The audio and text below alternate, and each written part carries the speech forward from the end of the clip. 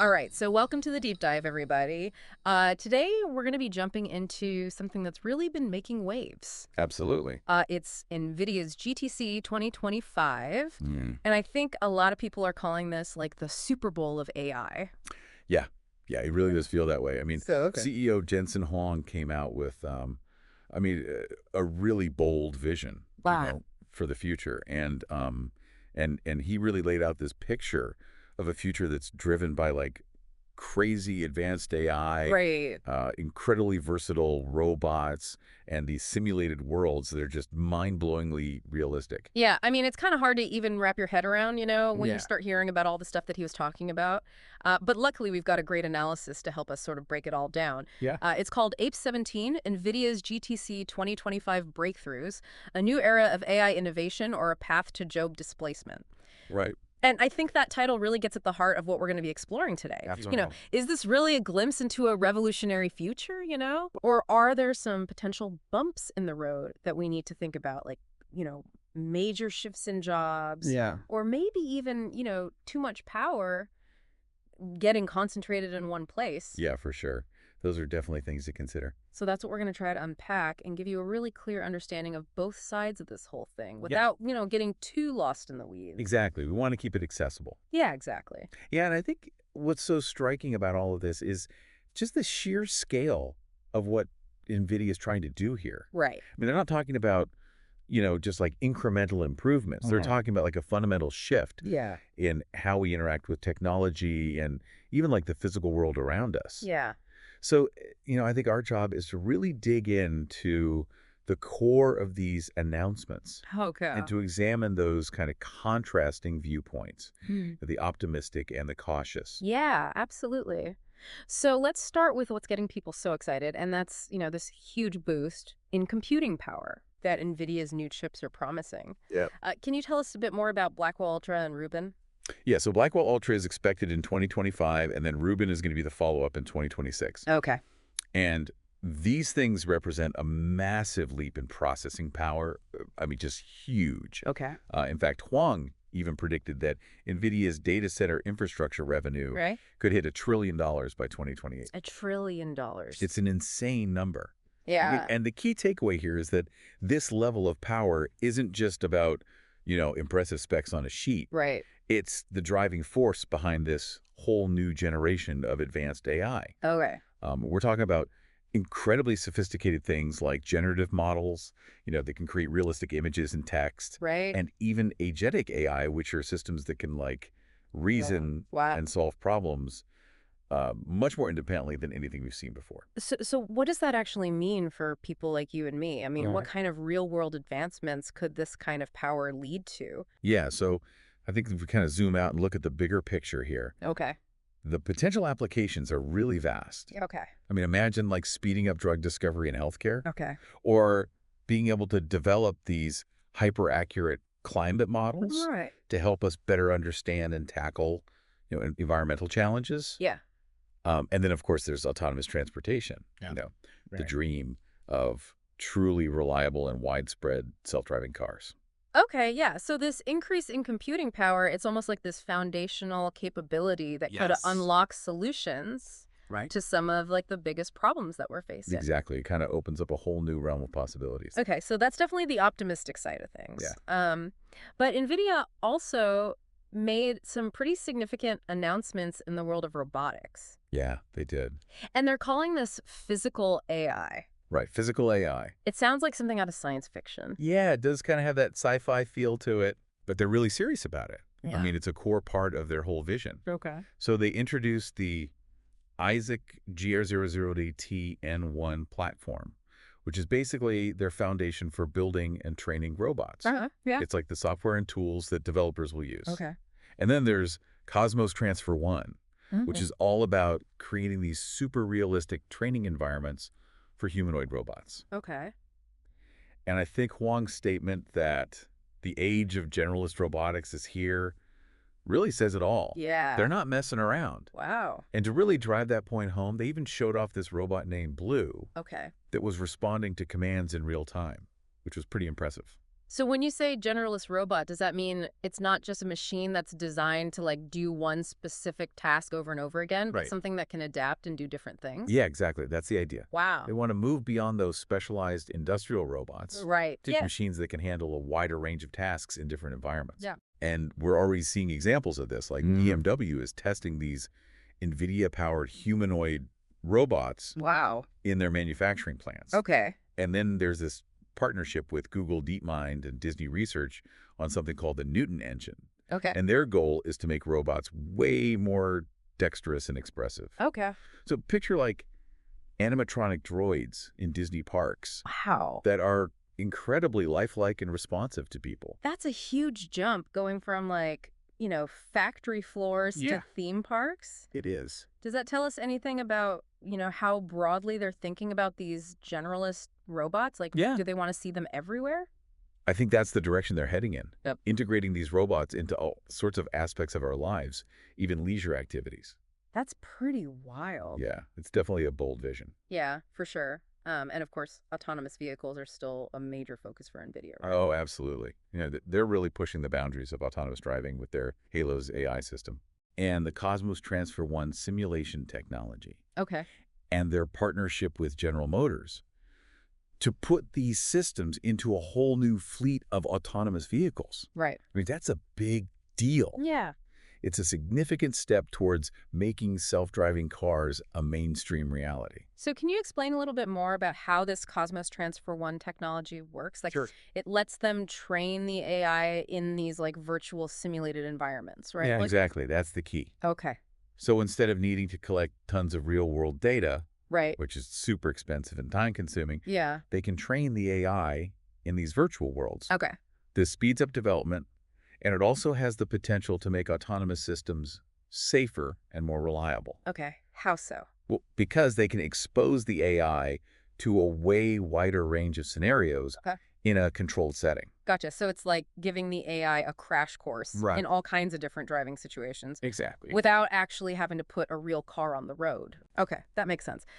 So the picture they're painting is pretty compelling. It is. But the analysis we're looking at, it also highlights NVIDIA's emphasis on open source technology. Yeah. So how does that fit into this broader strategy?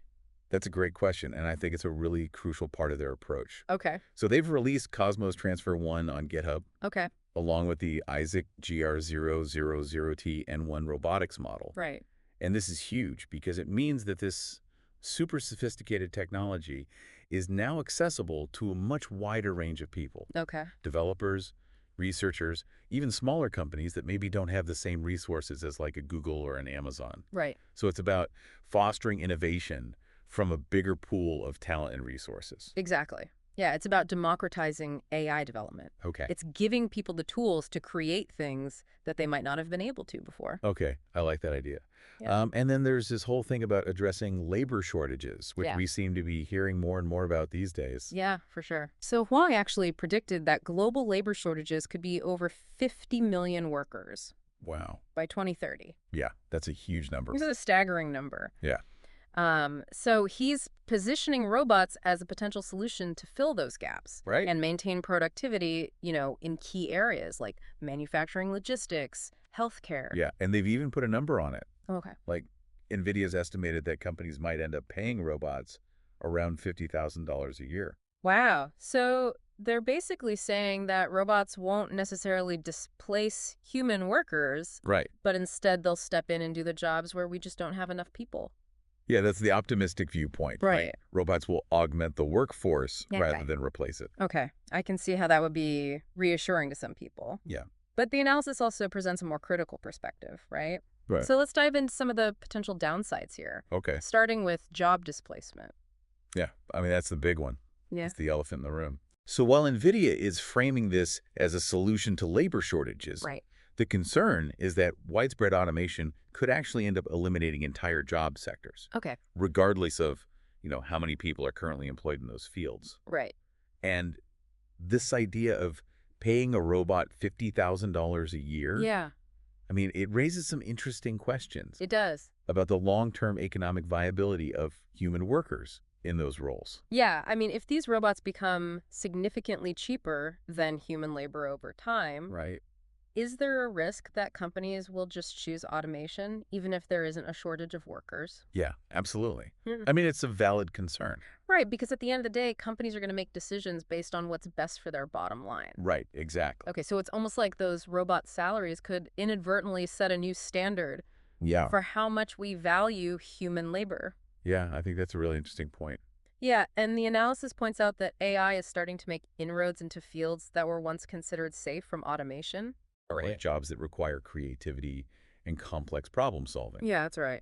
So we're not just talking about factory workers anymore. We're talking about designers, programmers, Right. people who thought their skills were uniquely human. Yeah, and we're already seeing examples of this, BMW's humanoid robots. Yeah. Xiaomi's Dark Factory, which runs with almost no human involvement. That's pretty unsettling. It is. It's definitely a sign of things to come. Okay. Another concern that's been raised is around synthetic data. Right. Particularly with Nvidia's Cosmos Transfer 1. Yeah. It sounds like a really efficient approach. It does. But what are some of the potential drawbacks? So I think the trade-off here is between efficiency and the possibility of unintended consequences. Okay. Synthetic data is a faster and potentially cheaper way to train AI models. Right. But the question is, how good is that data? Okay. If it doesn't accurately reflect the real world, Right. then you could end up with AI systems that behave in unexpected ways. Or that don't actually work as intended when they're deployed in real-world situations. So it's almost like the AI is being trained on a simplified or even flawed version of reality. Yeah, that's a good way to put it. Okay. And then there's this worry about NVIDIA becoming too dominant in the AI landscape. Right, that's a big one. Yeah. So they're already the leaders in AI hardware with those Blackwell Ultra and Rubin chips. Yeah. And now they're also pushing hard into software with things like Isaac GR00T N1 and Cosmos. Right. So this raises concerns about whether they're getting too much power Okay. and whether that could stifle competition in the long run.